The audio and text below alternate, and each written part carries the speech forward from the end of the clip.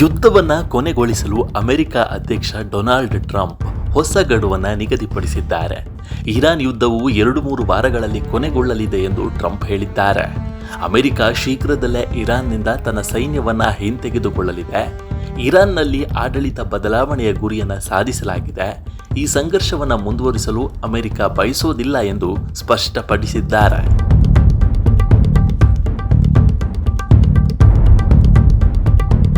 Iran ಯುದ್ಧವನ್ನು ಕೊನೆಗೊಳಿಸಲು ಯಾವುದೇ ಒಪ್ಪಂದದ ಅಗತ್ಯವಿಲ್ಲ ಎಂದು ಅವರು ಹೇಳಿದ್ದಾರೆ. ಆದಾಗ್ಯೂ ಒಪ್ಪಂದ ಅಸಾಧ್ಯ ಎಂದು ಅವರು ಹೇಳಲಿಲ್ಲ. ಒಪ್ಪಂದ ಸಾಧ್ಯವಾಗಬಹುದು ಎಂದು ಟ್ರಂಪ್ ಹೇಳಿದ್ದಾರೆ.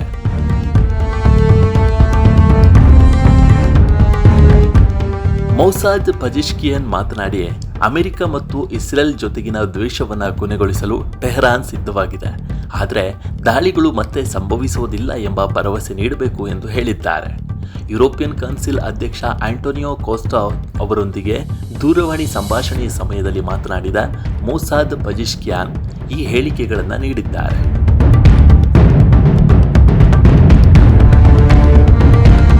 ಫೆಬ್ರವರಿ 28ರಂದು ಇಸ್ರೇಲ್ ಅಮೆರಿಕ ಜಂಟಿ ವೈಮಾನಿಕ ದಾಳಿಯಲ್ಲಿ ಸುಪ್ರೀಂ ನಾಯಕ ಅಯತುಲ್ಲಾ ಅಲಿ ಖಮೇನಿ ಕೊಲ್ಲಲ್ಪಟ್ಟಾಗ ಇರಾನ್ ಯುದ್ಧ ಪ್ರಾರಂಭವಾಯಿತು.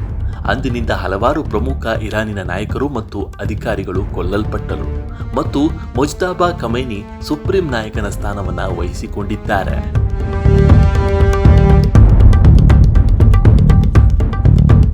ಯುದ್ಧದ ಪರಿಣಾಮಗಳು ಈಗ ಅಮೆರಿಕವನ್ನು ತಲುಪಿವೆ.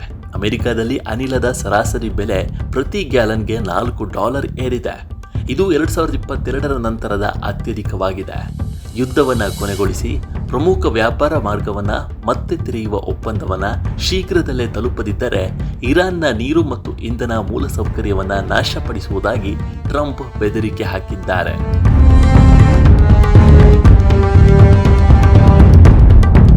ಮೌಸಾದ್ ಪಜಿಶ್ಕಿಯನ್ ಮಾತನಾಡಿ, ಅಮೆರಿಕ ಮತ್ತು ಇಸ್ರೇಲ್ ಜೊತೆಗಿನ ದ್ವೇಷವನ್ನು ಕೊನೆಗೊಳಿಸಲು ಟೆಹರಾನ್ ಸಿದ್ಧವಾಗಿದೆ. ಆದರೆ ದಾಳಿಗಳು ಮತ್ತೆ ಸಂಭವಿಸುವುದಿಲ್ಲ ಎಂಬ ಭರವಸೆ ನೀಡಬೇಕು ಎಂದು ಹೇಳಿದ್ದಾರೆ. ಯುರೋಪಿಯನ್ ಕೌನ್ಸಿಲ್ ಅಧ್ಯಕ್ಷ ಆಂಟೋನಿಯೋ ಕೋಸ್ಟಾ ಅವರೊಂದಿಗೆ ದೂರವಾಣಿ ಸಂಭಾಷಣೆಯ ಸಮಯದಲ್ಲಿ ಮಾತನಾಡಿದ ಮೌಸಾದ್ ಪಜಿಶ್ಕಿಯಾನ್ ಈ ಹೇಳಿಕೆಗಳನ್ನು ನೀಡಿದ್ದಾರೆ. ಮಧ್ಯಪ್ರಾಚ್ಯದಂತಹ 3,000ಕ್ಕೂ ಹೆಚ್ಚು ಜನರು ಸಾವನ್ನಪ್ಪಿದ್ದಾರೆ. ಇರಾನ್ನಲ್ಲಿ ಇಸ್ರೇಲಿ ಮತ್ತು ಅಮೆರಿಕನ್ ದಾಳಿಗಳು 1,900ಕ್ಕೂ ಹೆಚ್ಚು ಜನರನ್ನು ಕೊಂದಿವೆ.